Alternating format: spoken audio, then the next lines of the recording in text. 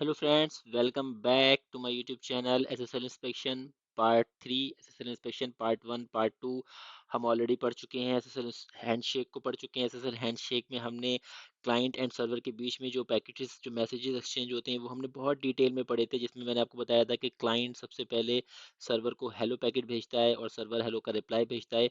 तो उसको आज हम डिटेल में डिस्कस करेंगे वायर शार्क के थ्रू। तो मैंने एक वेबसाइट का पैकेट कैप्चर लिया है। ये बैंक की वेबसाइट है, आप देख रहे हैं। ये क्लाइंट है 172.20.10.9 और ये सर्वर है। टीएलएस प्रोटोकॉल यूज हो रहा है और क्लाइंट ने सबसे पहले हेलो मैसेज भेजा। आप वेबसाइट भी देख सकते हैं कि बैंकिंग की वेबसाइट है ये, राइट। ये बैंकिंग की वेबसाइट है और क्लाइंट ने सबसे पहले हेलो भेजा सर्वर को, और ये वो हेलो मैसेज है जो क्लाइंट ने भेजा।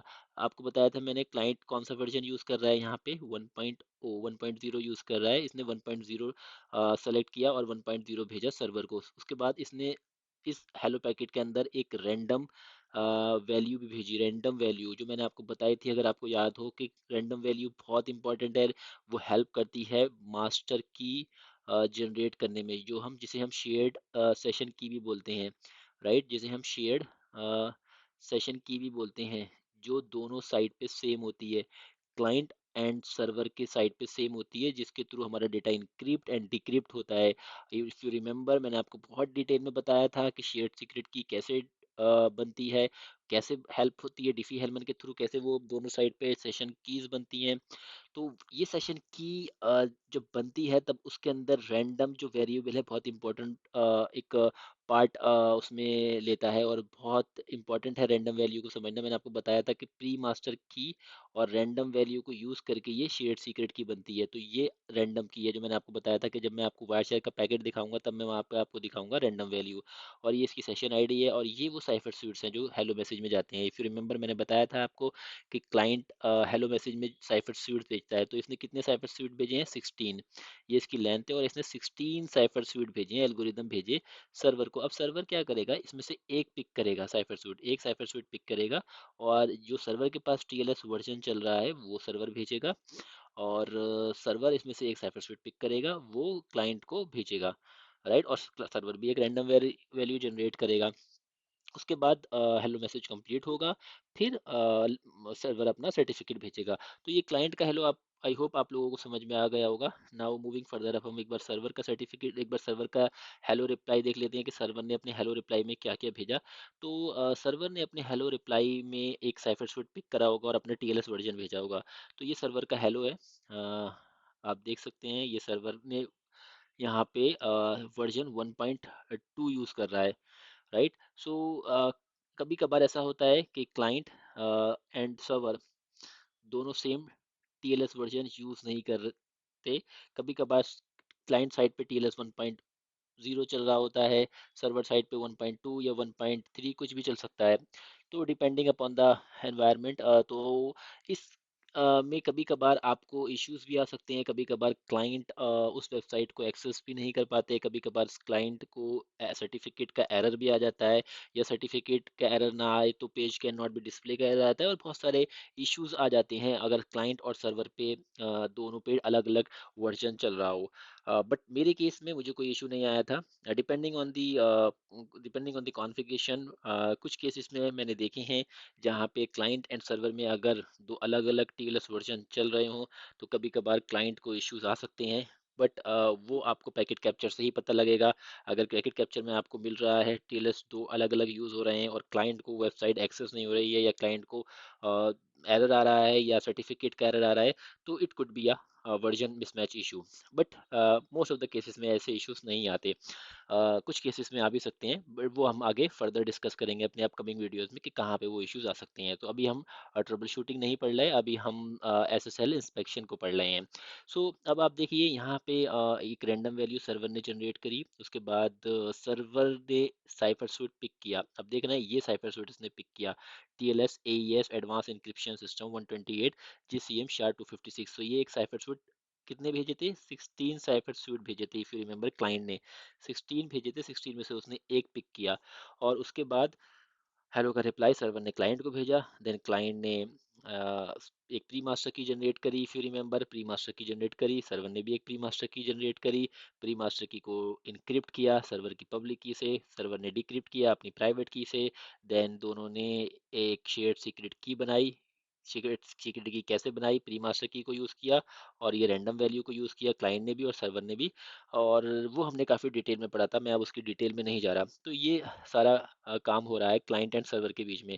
आई होप आप लोगों को ये काफ़ी क्लियर हुआ होगा। मैं आपको वो पब्लिक की भी दिखा देता हूँ अब, कि पब्लिक की हम कहाँ से देखते हैं।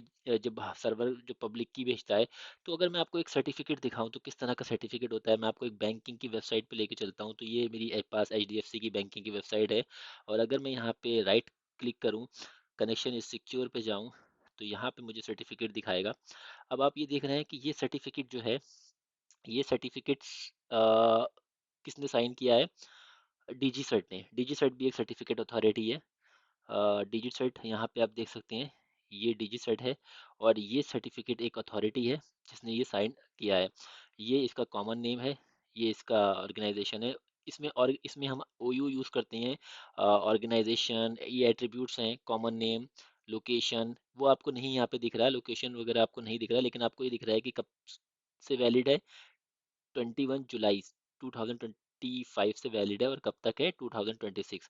तो मैंने आपको बताया था ये ईयरली रिन्यू होता है सर्टिफिकेट, और ये कौन करेगा, सीए करेगा, और इसके वो चार्ज लेता है। तो ये सीए का ऑर्गेनाइजेशन है, ये सीए का कॉमन नेम है जियो ट्रस्ट टीएलएस आरएसए, और ये डिजिट सेट जो है सर्टिफिकेट अथॉरिटी है।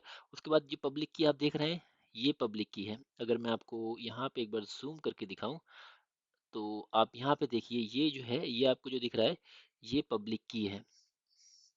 तो इस तरह की वैल्यू होती है पब्लिक की ये पब्लिक की है, और ये सर्टिफिकेट है, राइट।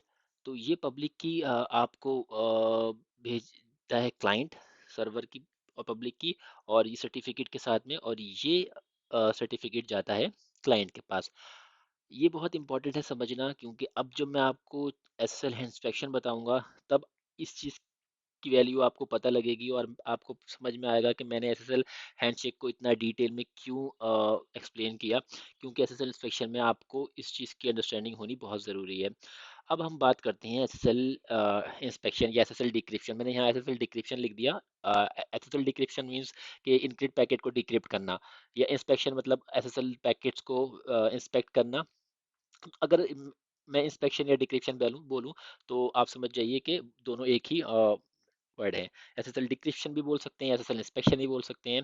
एसएसएल इंस्पेक्शन क्या होता है कि वो एक man in the middle type का अ, एक वे यूज करता है। मैन इन द मिडिल क्या होता है, आप लोगों में से बहुत सारे लोगों ने सुना होगा man in the middle attack. Man in the middle एक टाइप का अटैक होता है जो हैकर करते हैं।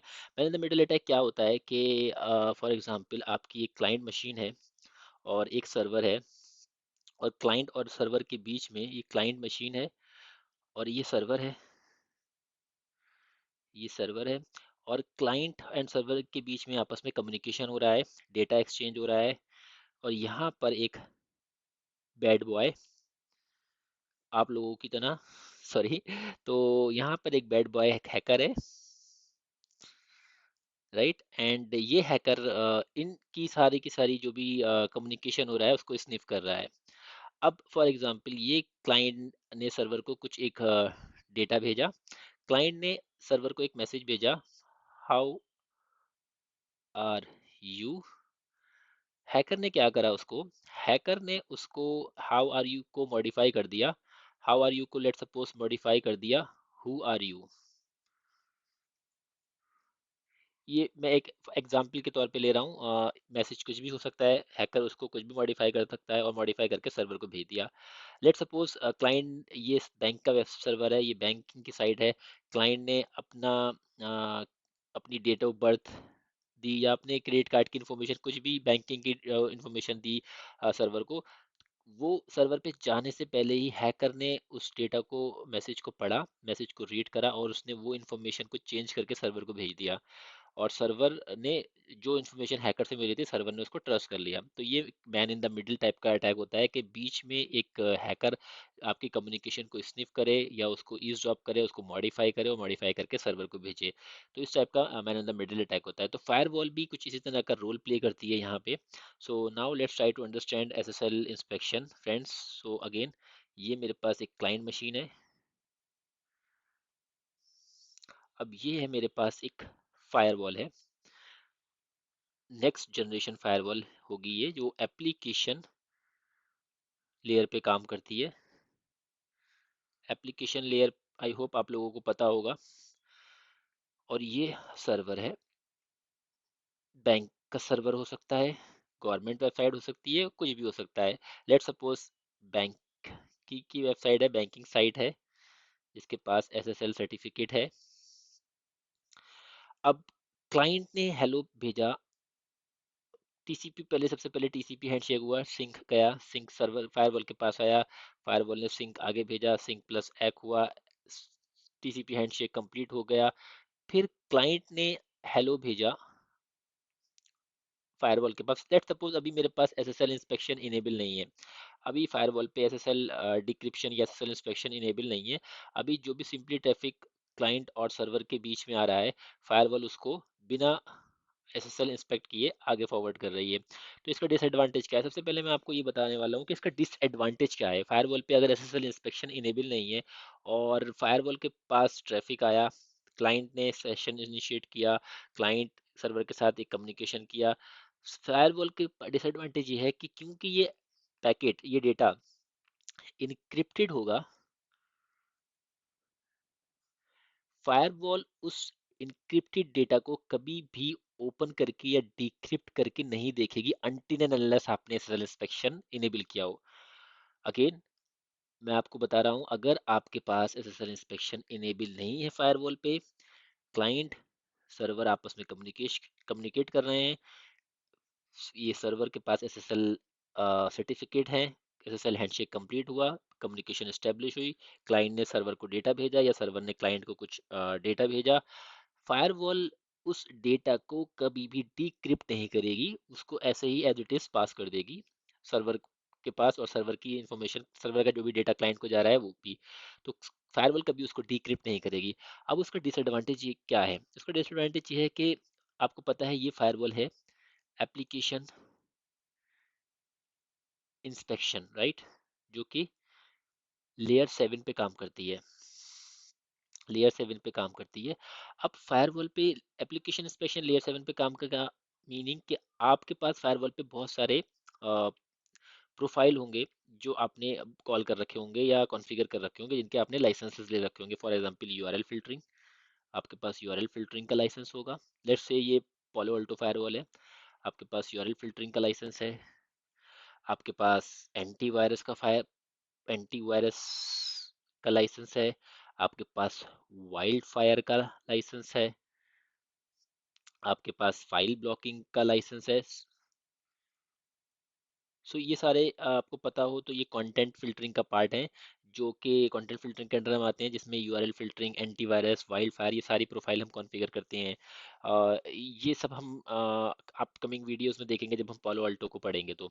लेकिन अभी के लिए मैं आपको बता रहा हूँ कि अगर आपके पास ये सारे फीचर्स इनेबल हैं, ये सारे लाइसेंस आपने ले रखे हैं पालो अल्टो पे, बट आप ट्रैफिक को एसएसएल के ट्रैफिक को एसएसएल के पैकेट को ऐसे ही जाने दे रहे हैं विदाउट डिक्रिप्ट, तो आपकी ये सारी जो प्रोफाइल्स हैं ये वर्क नहीं करेंगी एसएसएल कम्युनिकेशन में। उसका रीज़न मैं आपको देता हूँ क्यों क्यों वर्क नहीं करेंगी। So let's clear again. Let's suppose ये क्लाइंट,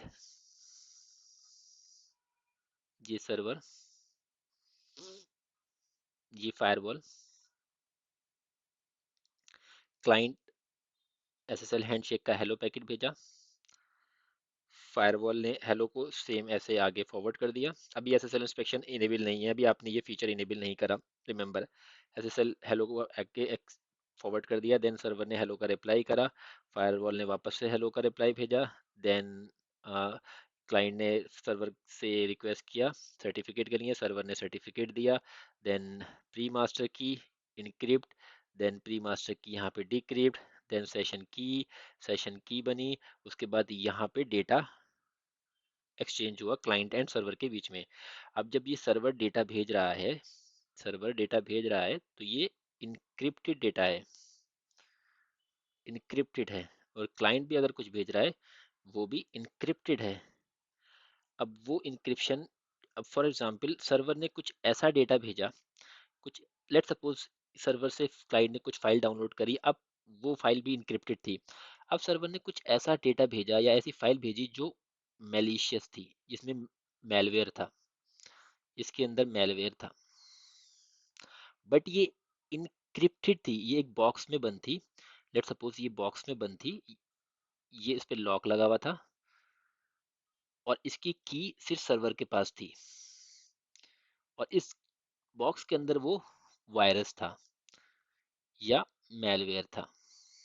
बॉक्स के अंदर, दो बॉक्स के अंदर उसने पैक किया। अगेन ये वायरस है, इसको इसने एक बॉक्स में बंद किया, फिर उसके अंदर एक दूसरा बॉक्स लगाया, उसमें बंद किया, उसके बाद इस छोटे से बॉक्स को उसने एक लॉक से लॉक किया, उसकी की इसके पास थी, और ये वायरस इसके अंदर जो था वो इसने क्लाइंट को भेज दिया। अब ये फायरवॉल पे आया, फायरवॉल पे आया, फायरवॉल पे यहाँ पे हमारे पास एंटीवायरस प्रोफाइल है, फायरवॉल पे हमारे पास यूआरएल फिल्टरिंग भी है, फाइल ब्लॉकिंग भी है, लेकिन फायरवॉल फिर भी इस इनक्रिप्टेड डेटा को, क्योंकि ये इनक्रिप्टेड है, ये इनक्रिप्टेड है, फायरवॉल कभी भी इस बॉक्स को, जो बॉक्स के अंदर वायरस है, फायरवॉल इस बॉक्स को कभी भी ओपन नहीं करेगी, कभी भी ओपन नहीं करेगी अनटिल अनलेस आपने एसएसएल इंस्पेक्शन इनेबल किया हो।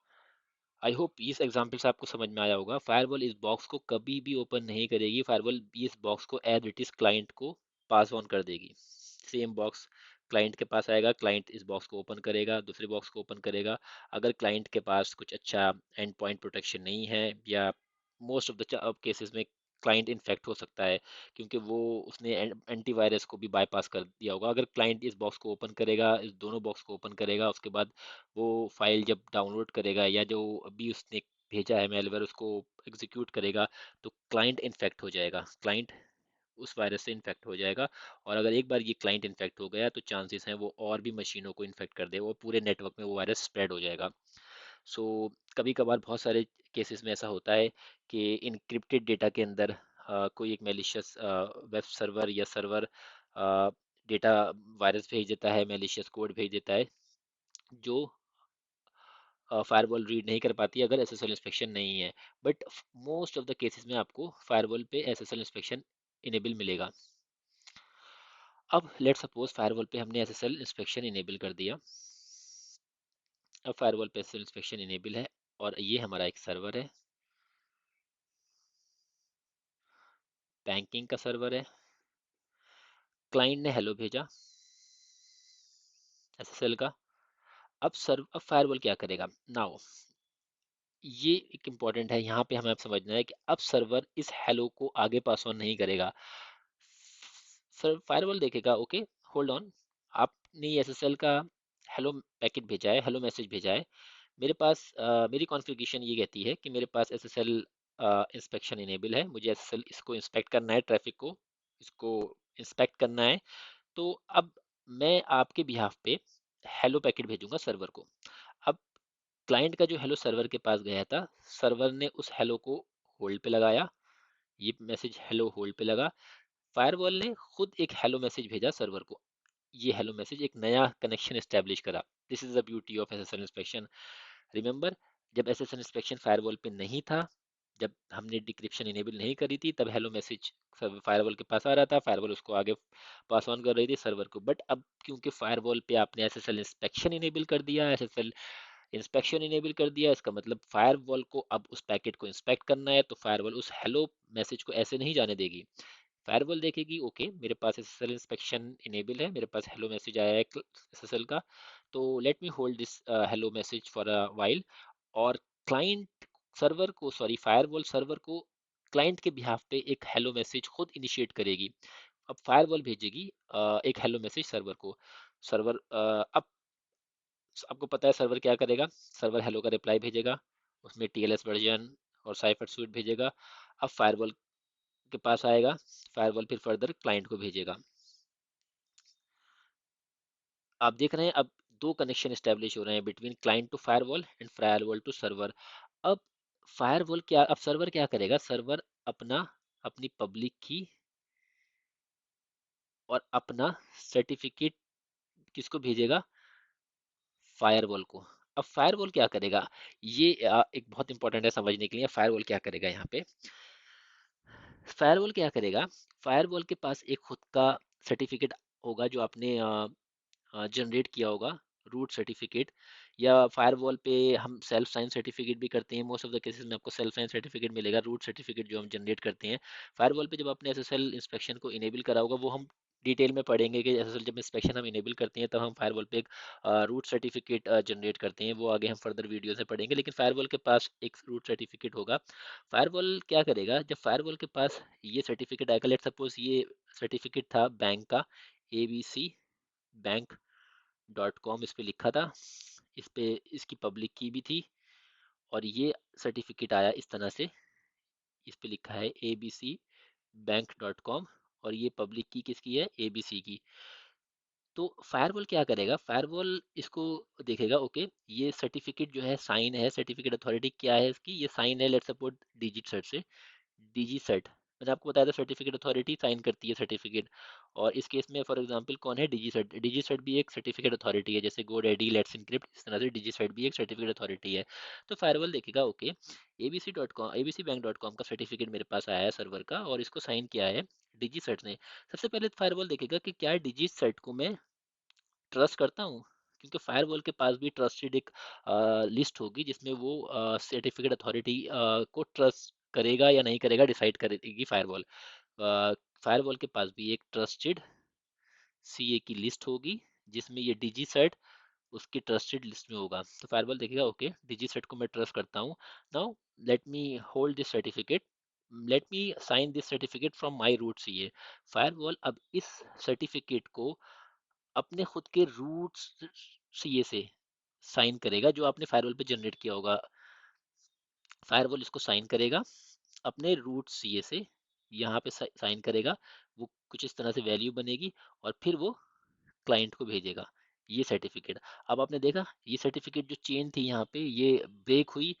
फायरवॉल ने सर्टिफिकेट को जो सर्वर से सर्टिफिकेट आया था, रियल सर्टिफिकेट आया था, एक्चुअल सर्टिफिकेट आया था, उसको होल्ड करा, उसको साइड में पार्क करा, और फायरवॉल ने खुद एक सर्टिफिकेट बनाया जिसमें उसने उस सर्टिफिकेट को अपने रूट्स ये से साइन किया, अपने रूट सर्टिफिकेट से साइन करने के बाद, खुद साइन करने के बाद, उसी सर्टिफिकेट को, उस सर्टिफिकेट पे जो डोमेन था वो सेम ही रहेगा abcbank.com, बट फायरवॉल उसको खुद साइन करके क्लाइंट को भेजेगा। अब क्लाइंट को जब ये सर्टिफिकेट मिलेगा, क्लाइंट को जब ये सर्टिफिकेट मिलेगा, तो क्लाइंट, आपको पता है क्लाइंट क्या करता है, क्लाइंट के पास जब सर्टिफिकेट आता है तो सबसे पहले क्लाइंट क्या करता है, उस सर्टिफिकेट के जो सीए है उसको वेरीफाई करता है, राइट, सर्टिफिकेट को वेरीफाई करता है कि क्या ये जो सर्टिफिकेट अथॉरिटी है ट्रस्टेड है या नहीं है। क्योंकि अब मैं एक बार इसको क्लियर कर लेता हूँ, अदरवाइज आप लोगों को थोड़ा सा डिफिकल्ट होगा समझने के लिए। तो again, client server, server name ABC bank dot com, and ये फायरवॉल इस पे एसएसएल इंस्पेक्शन इनेबल है। क्लाइंट ने हेलो भेजा फायरवॉल को, फायरवॉल ने एक और कनेक्शन स्टार्ट किया, एक और कनेक्शन इनिशिएट किया, फायरवॉल ने हेलो भेजा सर्वर को, सर्वर ने हेलो का रिप्लाई भेजा जिसमें टीएलएस वर्जन और साइफर सूट से। उसके बाद सर्वर ने अपना सर्टिफिकेट भेजा, सर्वर ने अपना सर्टिफिकेट भेजा जिसमें सर्टिफिकेट में उसने अपनी पब्लिक की भेजी। अब फायरवॉल ने क्या किया, फायरवॉल ने यहाँ पे अ, थोड़ा सा अपना दिमाग लगाया उसने, और फायरवॉल ने क्या किया, फायरवॉल ने उस सर्टिफिकेट को, जो सर्टिफिकेट साइन था, ये सर्टिफिकेट लेट से ये सर्टिफिकेट साइन था डीजी सेट से, इसकी सर्टिफिकेट अथॉरिटी थी डीजी सेट, डीजी सेट एक सर्टिफिकेट अथॉरिटी है। फायरवॉल ने देखा, ओके ये सर्टिफिकेट साइन है, ये सर्टिफिकेट साइन है डीजी सेट से, और ये सर्टिफिकेट का जो नेम है वो है abcbank.com। सबसे पहले फायरवॉल ने देखा डीजी सेट को मैं ट्रस्ट करता हूँ, ओके उसने देखा ये सर्टिफिकेट अथॉरिटी ट्रस्टेड है, मैं ट्रस्ट करता हूँ, यानी कि ये जेन्यून सर्टिफिकेट है। अब उसने इस सर्टिफिकेट को चेंज किया, मॉडिफाई किया, उस सर्टिफिकेट को मॉडिफाई करा उसने, और उस सर्टिफिकेट में इसने सेम डोमेन यही रहने दिया, इसको चेंज नहीं करा, बट उसने जो ये सर्टिफिकेट अथॉरिटी डीजीसेट थी, उसकी जगह पे इसने अपना रूट, जो फायरवॉल पे आपने सर्टिफिकेट जनरेट किया था रूट सर्टिफिकेट, वो उससे साइन किया यहाँ पे। लेट सपोज इसका नाम था रूट्स एफ डब्ल्यू, इसने रूट एफ डब्ल्यू से इसको साइन किया, और अब ये जो नया सर्टिफिकेट है ये भेज दिया क्लाइंट को। अब क्लाइंट के पास जब ये सर्टिफिकेट आया, क्लाइंट ने देखा ओके मेरे पास सर्टिफिकेट आया है, एसएसएल सर्टिफिकेट है, एबीसी बैंक डॉट कॉम का सर्टिफिकेट है, लेकिन इसको साइन किया है रूट फायरवॉल ने। अब उसने देखा रूट फायरवॉल, ये कौन सी सर्टिफिकेट अथॉरिटी है, इसको तो मैं ट्रस्ट नहीं करता, क्योंकि इसके ब्राउजर में ये कोई सर्टिफिकेट अथॉरिटी नहीं है, ये तो आपने फायरवॉल पे जनरेट की है, तो आपने सेल्फ साइन एक सर्टिफिकेट बनाया है, तो ब्राउजर इसको ट्रस्ट नहीं करेगा। तो ब्राउजर ट्रस्ट नहीं करेगा तो क्लाइंट को एरर आ जाएगा। तो आप जो ये सर्टिफिकेट है, जो ये सर्टिफिकेट आपने जनरेट किया है फायरवॉल पे, ये आप यूजर की मशीन पे, क्लाइंट की मशीन पे इंपोर्ट करोगे, एक्सपोर्ट करोगे सॉरी। सो क्लाइंट के पास ये सर्टिफिकेट होना इंपॉर्टेंट है। अगर क्लाइंट के पास ये सर्टिफिकेट नहीं होगा तो क्लाइंट कभी भी उसको एक्सेस नहीं कर पाएगा। तो वो किस तरह से करते हैं, वो हम एडी के थ्रू करते हैं। आप फॉर एग्जांपल आपके पास अगर 100 क्लाइंट्स हैं तो आप 100 क्लाइंट्स पे वन बाय वन नहीं कर सकते, तो आप एडी के थ्रू ये वाला जो सर्टिफिकेट है फायरवॉल का, वो इस पे इंपोर्ट करोगे, वो इस पे भेजोगे, ताकि सारे क्लाइंट मशीन उस सर्टिफिकेट को डाउनलोड कर लें अपने, और अपनी ट्रस्टेड लिस्ट में ऐड कर लें। क्योंकि जब तक ये ट्रस्टेड लिस्ट में ऐड नहीं होगा रूट सर्टिफिकेट फायरवॉल का, तब तक वो उसको ट्रस्ट नहीं करेगा। अब आपके पास, क्लाइंट के पास ये certificate roots certificate trusted list में है, क्लाइंट ने इसको ट्रस्ट किया। देन ट्रस्ट करने के बाद क्लाइंट ने प्री मास्टर की जनरेट करी। अब यहाँ पे दो प्री मास्टर की जनरेट होंगी। क्लाइंट ने प्री मास्टर